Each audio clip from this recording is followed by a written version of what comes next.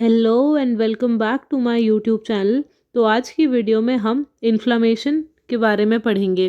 तो जो इन्फ्लामेशन है ये 5 नंबर के लिए एक इम्पॉर्टेंट क्वेश्चन है जो हमारे फाइनल एग्जाम्स में आ सकता है। तो सबसे पहले हम डेफिनेशन से स्टार्ट करेंगे।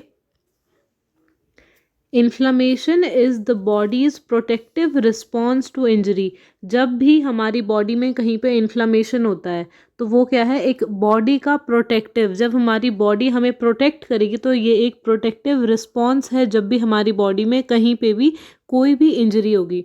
तो inflammation is the body's protective response to injury. Next क्या है इसमें, अगर कभी कोई इंजरी हो रही है या कोई इन्फेक्शन हो रहा है या कभी हमें इरिटेशन हो रही है किसी पर्टिकुलर एरिया में हमारी बॉडी के, तो उस प्रोटेक्टिव रिस्पॉन्स को हम क्या बोलेंगे, इन्फ्लामेशन। आगे बढ़ते हैं। It aims to eliminate the cause. मतलब कि जब हमारी बॉडी में कहीं पे इन्फ्लामेशन हो रहा है तो इसका मेन एम क्या है, इसका मेन गोल क्या है कि ये एलिमिनेट कर सके। एलिमिनेट करना मतलब हटाना। किसको? The cause, clear out damage cells and initiate tissue repair. तो जो हमारा इन्फ्लामेशन, जब प्रोटेक्टिव रिस्पॉन्स हमारी बॉडी कब शो कर रही है, जब हमारी बॉडी में कोई इंजरी हो रही है, इन्फेक्शन हो रहा है या इरिटेशन हो रहा है। तो इन तीनों की अगर कोई कॉज है, जैसे कि चोट लग गई, तो चोट लगने की वजह से क्या हो गया, हमारे वहाँ पे इन्फेक्शन हो गया। तो इन्फेक्शन का जो कॉज है उसको एलिमिनेट करने के लिए हमारी बॉडी में इन्फ्लामेशन होगा।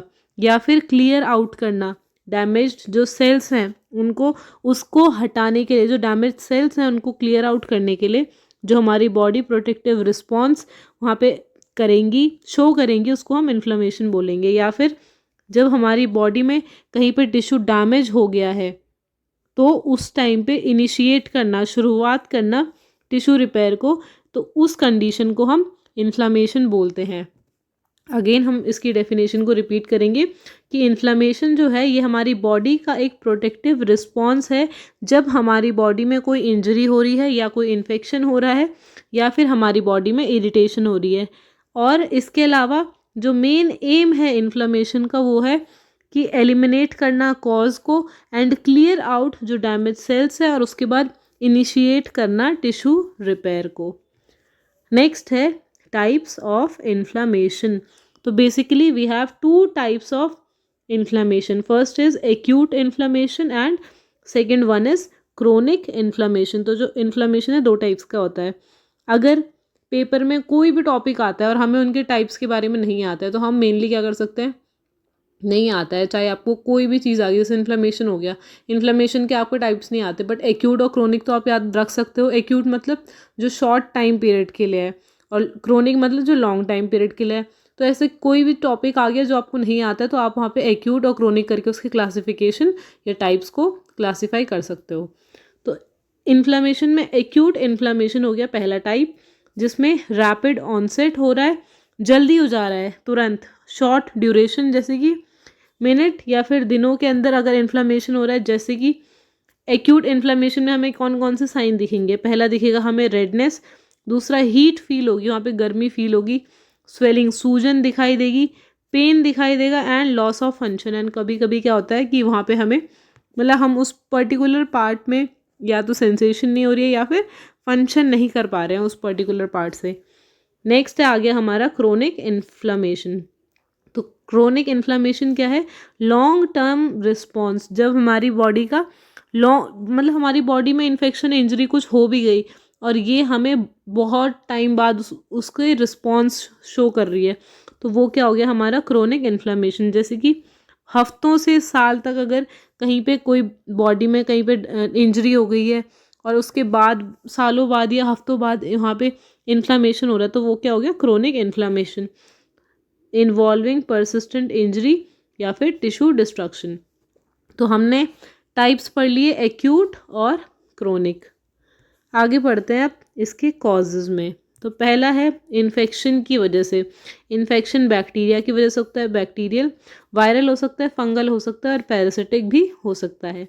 नेक्स्ट है कैसे कॉज, फिजिकल एजेंट्स जैसे कि ट्रॉमा, चोट लगने गिरने की वजह से, रेडिएशंस की वजह से, या फिर एक्सट्रीम टेम्परेचर्स। अब एक्सट्रीम टेम्परेचर्स में कि बहुत ज़्यादा गर्मी में रहना या बहुत कम टेम्परेचर में रहना।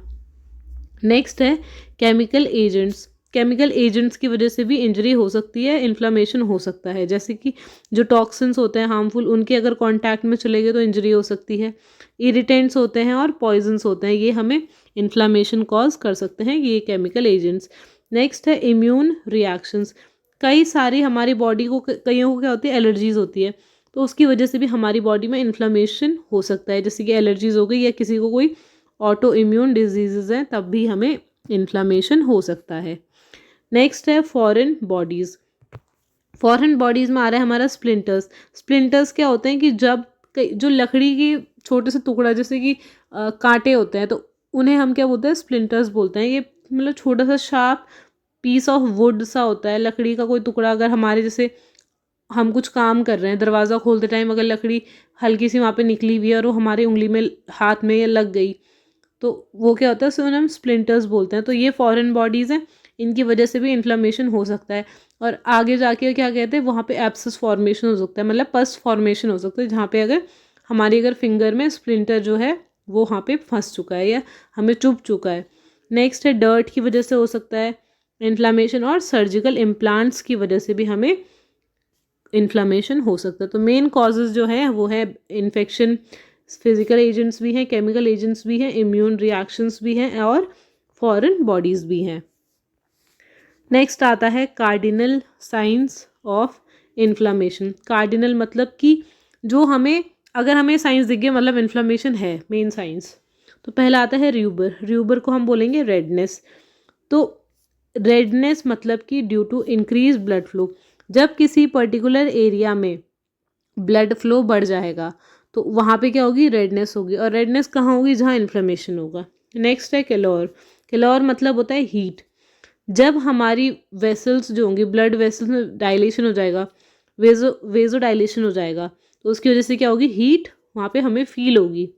नेक्स्ट आता है ट्यूमर। ट्यूमर मतलब होता है स्वेलिंग। ट्यूमर मतलब कैंसर भी होता है, बट ये वाला ट्यूमर नहीं है, ये स्वेलिंग वाला है। मेन हमें देखना है रेडनेस, हीट, स्वेलिंग तीसरा। और स्वेलिंग क्यों होती है, कॉज्ड बाय फ्लूइड का एक्यूमुलेशन। जब हमारे किसी पर्टिकुलर एरिया में इन्फ्लामेशन हो रहा है तो वहाँ पे क्या होगा, फ्लूइड्स का एक्यूमुलेशन भी होगा, तो इसी वजह से वहाँ पे क्या आ जाएगी, स्वेलिंग आ जाएगी। नेक्स्ट है फोर्थ हमारा डोलोर। डोलोर मतलब यहाँ पे पेन।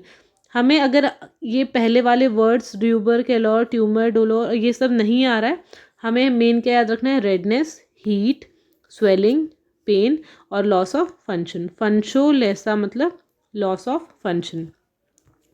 तो जो हमारा पेन है, it is due to chemical mediators और नर्व स्टिमुलेशन वहाँ पे बढ़ जाएगा, और इसकी वजह से क्या होगा, हमें वहाँ पर पेन भी फील होगा। अब हमारा लास्ट जो कार्डिनल साइन है वो है लॉस ऑफ फंक्शन।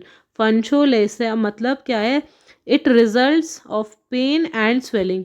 और लॉस ऑफ फंक्शन क्यों होगा, क्योंकि वहाँ पे पेन भी है और स्वेलिंग भी है, इसकी वजह से हमें वहाँ पे फील ही नहीं होगा। तो these are the 5 cardinal signs of inflammation. ये क्वेश्चन हमारा एमसीक्यू में भी आ सकता है कि which of the following is the cardinal sign of inflammation, और 4 कोई और ऑप्शन, 3 कोई और ऑप्शन दे दिया और चौथा इनमें से कोई एक दे दिया।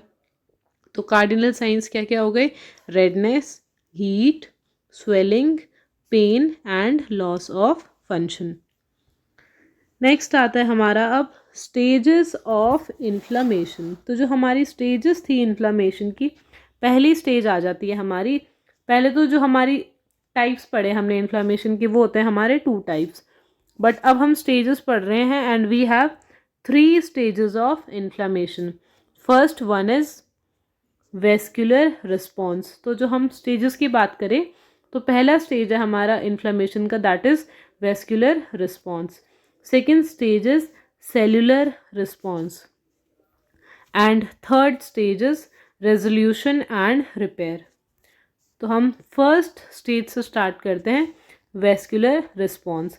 अब इसके नाम से ही अगर आप समझ पा रहे हो, वेस्कुलर रिस्पॉन्स मतलब वेसल्स, जो हमारी ब्लड वेसल्स हैं उनका क्या रिस्पॉन्स रहेगा ड्यूरिंग इन्फ्लामेशन, तो हम वो पढ़ेंगे। तो वेस्कुलर रिस्पॉन्स में क्या हो रहा है, वेजोडाइलेशन इंक्रीजेस ब्लड फ्लो। वहाँ पे क्या हो रहा है, वेस्कुलर सबसे पहले स्टेज में, वेस्कुलर रिस्पॉन्स में क्या हो रहा है कि जो ब्लड वेसल्स हैं वो डायलेट हो रही हैं, वो वाइड हो रही हैं, और ज़्यादा उनका डायमीटर इंक्रीज हो रहा है, जिसकी वजह से क्या हो रहा है, जो ब्लड फ्लो है उस पर्टिकुलर एरिया में वो बढ़ जा रहा है, इंक्रीज हो जा रहा है ब्लड फ्लो, और उसके बाद it causes redness and heat, जिसकी वजह से क्या हो रहा है, वहाँ पे हमें रेडनेस और हीट दोनों फील हो रही है। नेक्स्ट है increased capillary permeability that leads to swelling. तो वहाँ पे क्या हो रहा है, जो हमारी वेसल्स हैं, ब्लड वेसल्स हैं, जो कैपिलरीज हैं उस पर्टिकुलर एरिया में, वो क्या हो जाएंगी, अब डायलेट हो जाएंगी। और अब जब वो डायलेट हो जाएंगी तो उनके जो ब्लड वेसल्स हैं उसमें जो सेल्स होंगे वो अब हमारे एक्स्ट्रा सेलुलर फ्लूइड के वहाँ पे एक्यूमुलेट हो जाएंगे, जिसकी वजह से क्या होगा, वहाँ पे स्वेलिंग भी होगी। नेक्स्ट है हमारा सेलुलर रिस्पॉन्स। तो अब इसके नाम में सेलुलर है, मतलब कि इसमें सेल्स की बात होगी। तो जो हमारा सेलुलर रिस्पॉन्स है इसमें आ रहा है WBC, जो वाइट ब्लड सेल्स हैं, they migrate to the side of chemotactic. और उसके बाद क्या हो रहा है, जो न्यूट्रोफिल्स हैं और मैक्रोफेजेस हैं, दे एंगल्फ द पैथोजन। तो जो सेकंड वाला हमारा स्टेज था सेलुलर रिस्पॉन्स में, इसमें क्या होगा कि जो वाइट ब्लड सेल्स हैं ये माइग्रेट करेंगे, ये मूव करेंगे जहाँ पे इंजरी हुई है, ठीक है। उसके बाद क्या करेंगे, जो न्यूट्रोफिल्स और मैक्रोफेजेस हैं ये दोनों क्या है, हमारे वाइट ब्लड सेल्स हैं, ये करेंगे जो हार्मफुल सब्सटेंस है, जो पैथोजन है, उसको एंगल्फ कर लेंगे, मतलब कि फेगोसाइटोसिस कर लेंगे। फेगोसाइटोसिस क्या होता है, डायरेक्टली जो मतलब मैक्रोफेजेस या न्यूट्रोफिल जो सेल्स जो होते हैं ये जो हार्मफुल वहाँ पे सब्सटेंस है उसको एंगल्फ कर लेते हैं, तो उसे फेगोसाइटोसिस बोलते हैं। तो सेलुलर रिस्पॉन्स में क्या हो गया कि जो सेल्स हैं वो डायरेक्टली एंगल्फ कर लेंगे। अब जो हमारा थर्ड स्टेज है that is resolution and repair. तो उसमें क्या होगा कि जो हमारे रिमूवल ऑफ डिब्रीज मतलब जो डेड सेल्स होते हैं, cell debris, and healing of the tissue. तो उसमें क्या हो रहा है कि जो डैमेज्ड टिश्यू है वो क्लीन हो जाएंगे और स्टार्ट करने लग जाएंगे हील करना, हमारे जो बॉडी को जो टिश्यूज़ हैं वो हील होना स्टार्ट हो जाएंगे। अब आता है हमारा chemical mediators of inflammation. It means अब केमिकल मीडिएटर्स ऑफ इन्फ्लामेशन में क्या है कि वो केमिकल्स जो इन्फ्लामेशन में इन्वॉल्व हैं। तो सबसे पहला केमिकल है दैट इज़ हिस्टामाइन। जो हिस्टामाइन है ये हमारा इंक्रीजेस वेस्कुलर परमिएबिलिटी। जो हमारा वेस्कुलर रिस्पॉन्स था वो इंक्रीज़ हो रहा था फर्स्ट स्टेज में, तो वो कौन सा हार्मोन करता है हमारा, कौन सा केमिकल करता है, वो है हमारा हिस्टामाइन। नेक्स्ट है हमारा प्रोस्टाग्लैंडिन्स। अब जो प्रोस्टाग्लैंडिन्स है दे कॉज पेन और फीवर। इस हार्मोन या इस केमिकल के रिलीज होने से क्या होता है, हमारी बॉडी में हमें पेन फील होता है, हमारे जो स्टिमुलेशन है, नर्व स्टिमुलेशन है वो इंक्रीज हो जाता है और हमें फीवर भी आता है। नेक्स्ट है हमारा कौन सा केमिकल, साइटोकाइंस। साइटोकाइंस क्या करते हैं, दे रेगुलेट इम्यून रिस्पॉन्सेज, ये हमारे इम्यून रिस्पॉन्स को रेगुलेट करते हैं। नेक्स्ट है हमारा ल्यूकोट्राइंस। अब जो ल्यूकोट्राइंस है ये क्या करते हैं, हमारे WBC के मूवमेंट को प्रमोट करते हैं, जिससे क्या हो, वो हमारे सेल्स जो हैं, जो हमारे सेल डेब्रीज थे उनको रिमूव कर सके, क्लीन कर सके और हील कर सकें। नेक्स्ट आता है हमारा कॉम्प्लिकेशंस ऑफ इन्फ्लामेशन। अब जो इन्फ्लामेशन है वो क्या होता है हमने पढ़ लिया, कौन से टाइप्स के होते हैं ये भी पढ़ लिया, उसके कॉजेज़ भी पढ़ लिए, स्टेजेस भी पढ़ ली। अब अगर हमने इन्फ्लामेशन को ट्रीट नहीं करा तो उसके क्या कॉम्प्लिकेशंस हो सकते हैं। तो पहला आता है हमारा एब्सिस फॉर्मेशन। एब्सिस फॉर्मेशन में क्या होता है कि अगर हमने इन्फ्लामेशन को ट्रीट नहीं करा तो वहाँ पे पस का फॉर्मेशन हो जाएगा। नेक्स्ट है क्रोनिक इन्फ्लामेशन हो सकता है, वहाँ पे लंबे टाइम तक इन्फ्लामेशन हो सकता है, मतलब अगर एक्यूट इन्फ्लामेशन को हमने ट्रीट नहीं करा तो क्रोनिक में कन्वर्ट हो जाएगा। और टिश्यू डैमेज भी हो सकता है, फिब्रोसिस भी हो सकता है, वहाँ पे सेल की डेथ हो सकती है। नेक्स्ट आता है हमारा टॉपिक अब आगे मैनेजमेंट ऑफ इन्फ्लामेशन। अब हम मैनेजमेंट कैसे करेंगे इन्फ्लामेशन का। तो पहला है नॉन फार्माकोलॉजिकल मैनेजमेंट, जिसमें मतलब हम मेडिसिन का यूज़ नहीं करेंगे। तो उसमें हमने मेन याद करना है राइस। तो राइस थेरेपी है। इसके बाद हमें नेक्स्ट पॉइंट है हमारा नॉन फार्माकोलॉजिकल में हमारी फिजिकल थेरेपी। तो राइस में हमने पढ़ा rest, ice, compression and elevation acute inflammation के केस में, और हमें फिजिकल थेरेपी भी हम प्रोवाइड करा सकते हैं ताकि हम इन्फ्लामेशन को रिड्यूस कर सकें। नेक्स्ट आता है हमारा फार्माकोलॉजिकल मैनेजमेंट, जिसको हम मेडिकल मैनेजमेंट भी बोलते हैं, जिसमें हम मेडिसिन्स का यूज़ करेंगे, सिर्फ मेडिसिन्स का।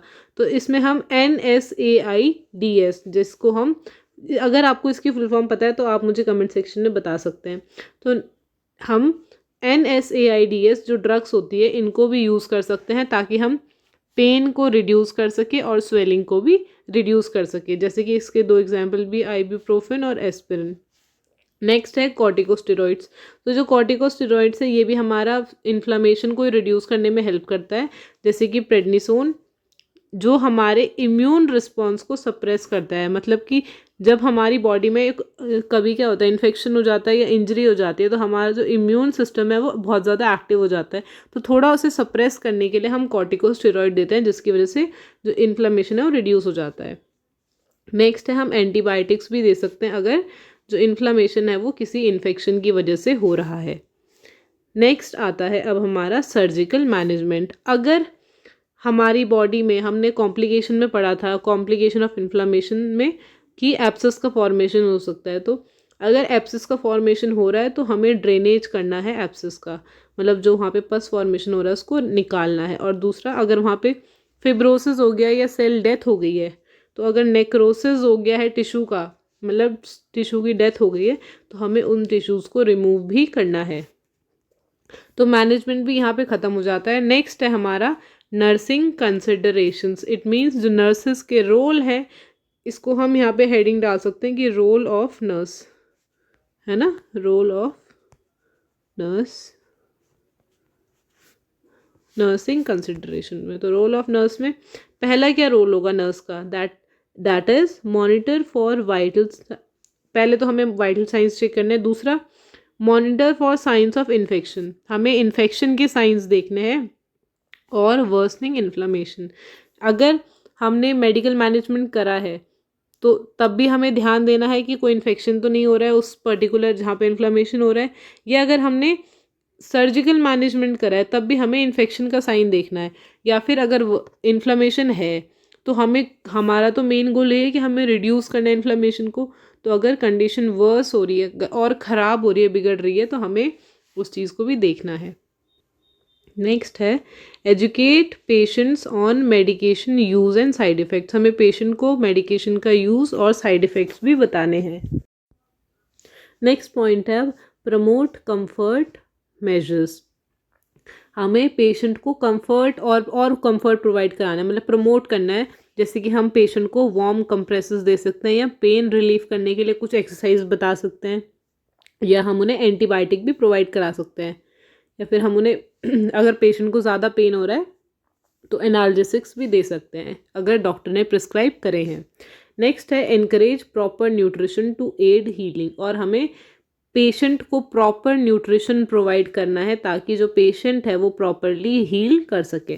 That will help in healing. ठीक है, तो आज की वीडियो में इतना ही। आई होप आपको ये टॉपिक समझ में आया होगा। और ही ऐसी वीडियोस के लिए आप मुझे कमेंट सेक्शन में बता सकते हैं कि आपको कौन से टॉपिक पे अगली वीडियो चाहिए।